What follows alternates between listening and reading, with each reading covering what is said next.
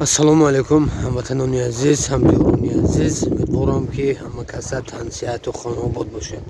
برادرای عزیز، خواهرای عزیز، در اول نوار گفتم میگذارم کار برای خواهرها، برای مادرها واتساپ خواهرام در زیر نوار میشود. حتما در واتساپشون نویسید شما با کاری پستایانه از خانه شیشته کار میکنید. 2 ساعت وقتی خودتون اینترنت با صرف میکنید صاحبی اویلیک معاش خوب میشید. و نگفته نموند کسی کامنتاری خوب مینویسد همین نوار ما از 5000 زیاد پراسموتر میگیرد 250 همین تاگه 300 تا لایک شود کامنتاری بهترین 1000 روبله 3-4 کامنتاری بهترین انتخاب میکنیم خدا خواهد در تماس میبریم با شرط نوار از 5000 پراسموتر گذارد.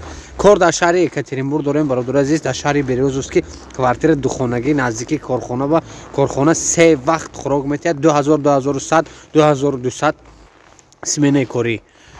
بعدا برادر عزیز بخشش کمتر سبب های تکنیکی بود که ماشین گروز پریوز که ما حاضر در ازبکستان ان شاء الله در گرانیسا دعای نکنید.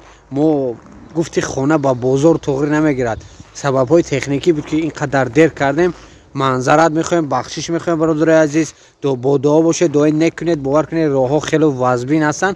ما یکم بار شده که زمستان بار بردیم برای کمتر عذاب کشیده شدیم نشاتی تمام سبب های تکنیکی کمتر دیر کردیم. و بعد برادر عزیز نگفته نمونه در یک کس ما کار کرده است. کار در شهر یکاترینبورگ چه گفته گذاشتیم در ریش خلیب داریم. زنگ شما رو انتظار هستیم. نوار را دستگیری فراموش نکنید. پدلیس لایک بزنید. درباره مادر یگون کامنتاری خوشرو شود ان شاء الله. کامنتاری که بسیار لایک میگیرد صاحب 1000 روبله میگیرد. باقی در امانی الله باشید. سلام علیکم. من برادر من ماشین ما من یک دیگه گزیه همین اوچرتی استیانکی پولکی در ازبکستان 4 سوتکه شد خوب 1 لیبر 1135 سومی ازبکی پولی ترکی کتی 1 سوم و 135 درام 1 سوم و 35 درام من ماشین مورد خوب دارم هم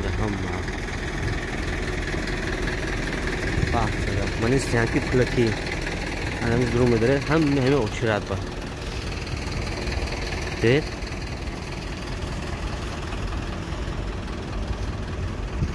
من ماشین استودگی همه اوچرات با اونا ساعت 9 تا ساعت 6 کار میکنم تمام دیگه هم ماشین اوچرات با التماس کسی که برد دیگه کمتر اکو صبر کنم ما هم خوشو فهمیم ما هم ناز فهمیم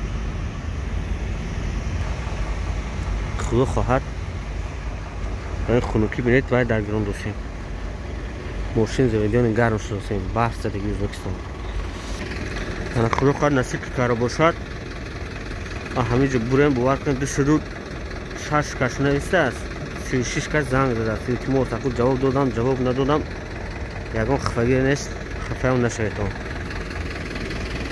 بعد خدا